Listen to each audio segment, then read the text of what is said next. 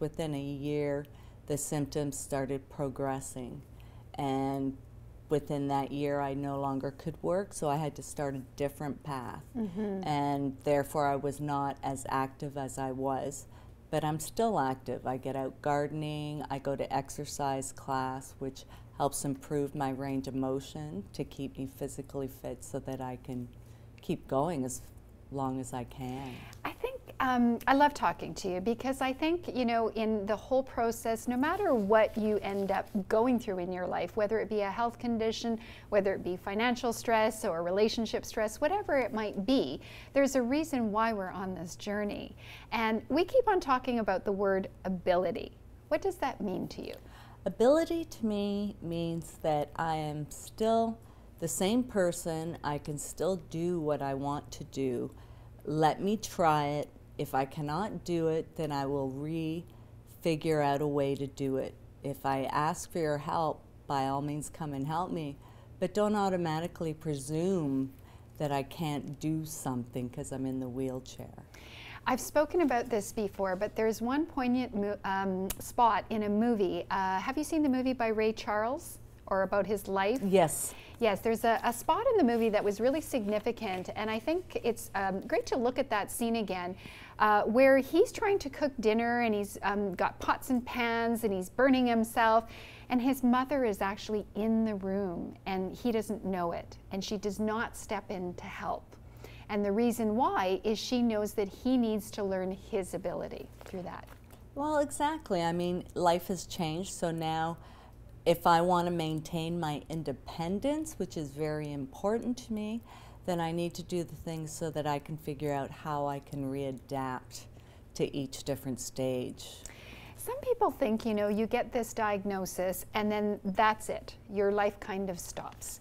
What are some of the things that you've done since the diagnosis? Since the diagnosis, I've gotten married. That's a big one for me. Didn't ever think that would happen, yes, but yeah. I've now developed gardening. I never used to be involved in gardening, growing things. I go to exercise group, and I enjoy the social aspect that comes with it, meeting other people that have MS. You have an automatic bond with people. Yes, and that's what happens when people go through something difficult. There's a connection right away and there's an understanding. We spoke also in the green room, we spoke a little bit about the book Still Alice, and I was asking you whether you'd read that book before. And the reason why I thought of that book when I was speaking to you is the whole concept that this woman, she gets Alzheimer's and she's got this wonderful career before all of this happens. And in the end, even with Alzheimer's, she actually has a more rich life in a different way. Have you found that to be the case in your life? Yes, I've found that I have developed stronger bonds with family members, friends that have a better understanding and still remembering me as the person that I used to be, and I still am. So that has really made a difference. And I can't remember. That's an MS thing.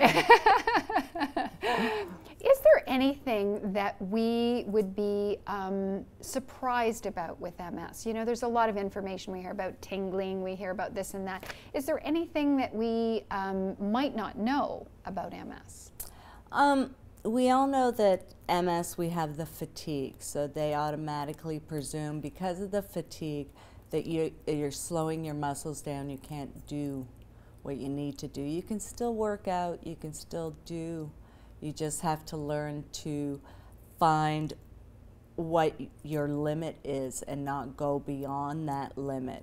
Because once you go beyond that limit, that's when your symptoms start reappearing. And so it's trying to minimize it with the exercise and trying to just keep it down. And that surprised me, that I can still have the range of motion, the exercise, the flexibility that I had prior to my MS.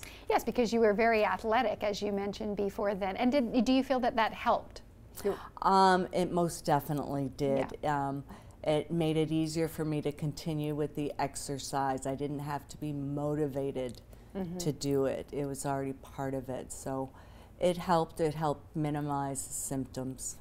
In terms of resources, which were the important resources that were available to you here in the Ottawa area?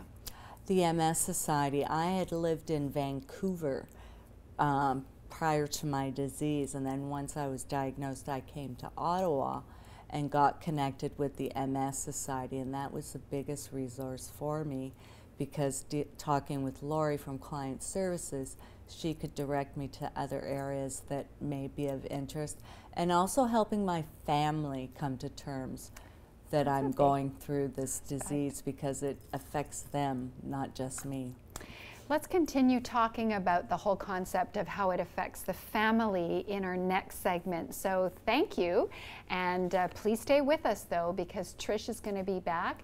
And for those of you with questions, comments, or just wanting to join in, feel free to email us at info@revivelife.ca. We'll be back with more on MS.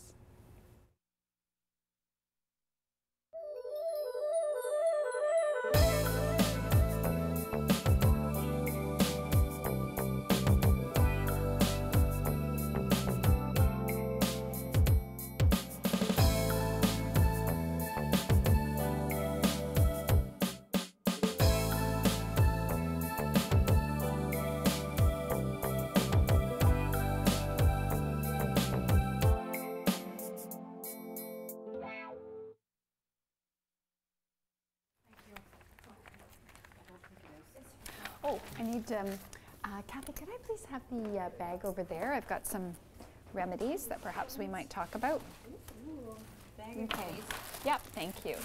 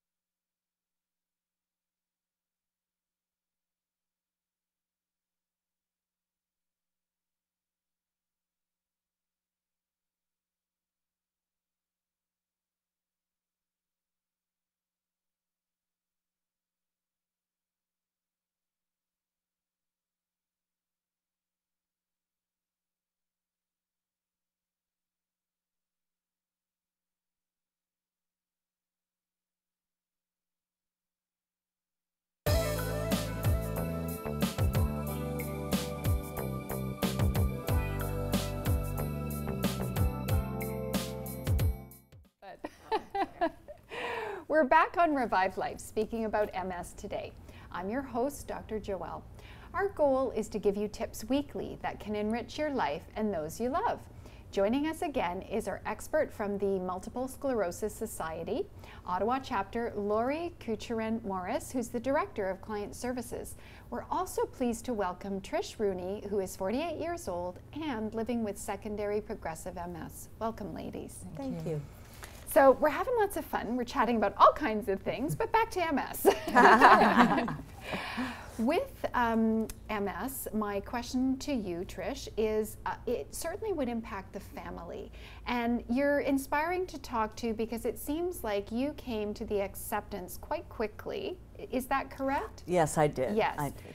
But then you had to help your family get through that That was process. the harder part, was my family learning to come to terms with someone who's was very able-bodied, very fit, very independent, all of a sudden being so sick, needing the help. When I first came home, I was quite sick, and it was very hard for them.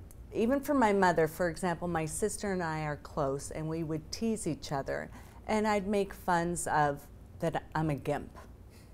And my sister would do the same thing, but my mother would get quite upset, thinking, how can you offend your sister that way? And not realizing that it was our coping mechanism Sure. of dealing with the disease. laughter is the best medicine, Yes. you know, and if we can actually make fun of where we are, sometimes it helps us get through the most difficult situations. Oh, absolutely. Yeah. I'm sure you've been through lots of different kinds of treatments, and we, the audience in general, might not understand what options are available and kind of the journey. Tell us about that. When I was first diagnosed, I was put on a treatment called beta-suron. It's what's it called? An interferon? An interferon, thank you. And it's an injectable that you do every other day. And this is to help slow down the progression.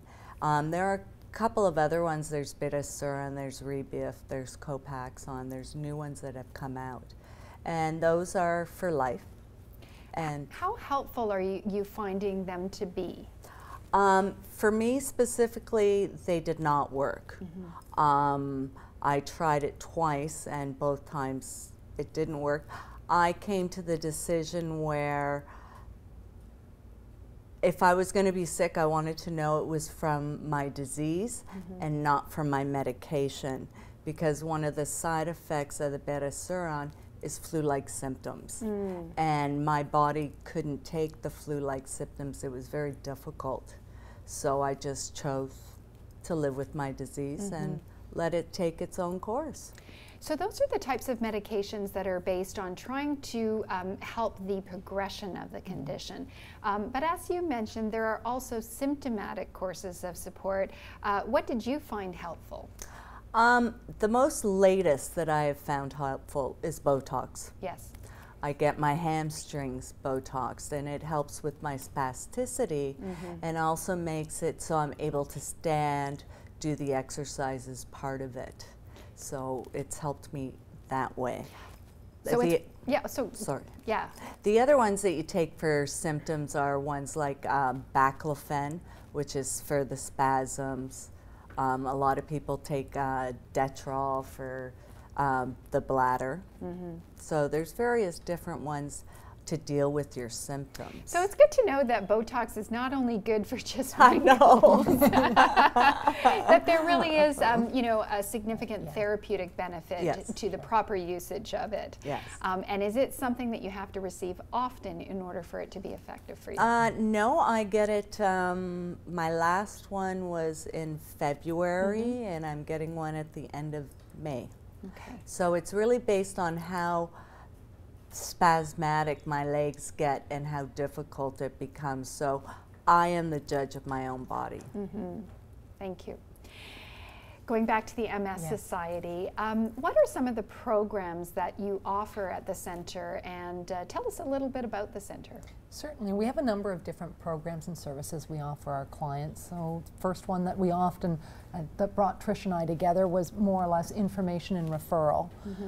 A lot of that is either done over the phone, or clients do come into the office where I met with Trish and then I met with her family. So there's a lot of that. We have different support groups that happen throughout the city. Right now we have a summer enrichment program that's starting up, and it's a program, as I had mentioned earlier, I started as a summer student, and we now have 4 summer students starting, and we have a number of clients, and it's pretty much recreational based. We also do a number of different educational events, and we also provide some financial assistance as well. So if anybody out there is feeling like they would like to support the society, do you receive donations, and how do they do that? Certainly, there are donations. They can contact the office. They can you know, whether they want to do it by Visa or by check, or, you know, there are different ways of making donations. Then, you know, we often rely on our volunteers. It's a volunteer time that we have very much driving our organization. You mentioned that vitamin D. So if we're now going to switch gears and we're going to look at some of the natural options, let's talk about vitamin D. Well, certainly I know that a number of clients are on vitamin D, and I guess, yes. Yeah. Probably every one of them. I can't say for sure, but you know, the theory is the idea of lack of sunshine. Our own body doesn't produce it, and because we're in the northern hemisphere, and Canada has one of the highest incident rates of MS, a number of clients are taking vitamin D. That's very interesting. I know that when I test patients for vitamin D, really everybody comes back as being low. So, of course, if you have MS, the vitamin D deficiency is definitely going to be something that you'd want to consider. Right. Then we go into the health food stores and or working with your therapist and looking at some of the other natural options. First place that I like to start with is food. And I'm not sure if you've gone into this, but Dr. Swank talks about the idea that potentially people who are consuming too high levels of protein and where it's not being broken down properly, that's aggravating the whole condition. So although normally we would have you know, a 25 to 30% ratio of protein in MS, in some situations under guidance it might be suggested to bring down the protein content. And that's why somebody was asking me, you know, why are legumes on the list where I shouldn't be increasing in my diet? And that's one of the reasons why, is because of the protein factor. But then when we look at some of the other supplements that are out there, we were speaking about omega-3 fatty acids. And of course, everybody says that they're great for everything. But what was your experience, Trish, with omega-3s and MS? I personally don't notice any difference.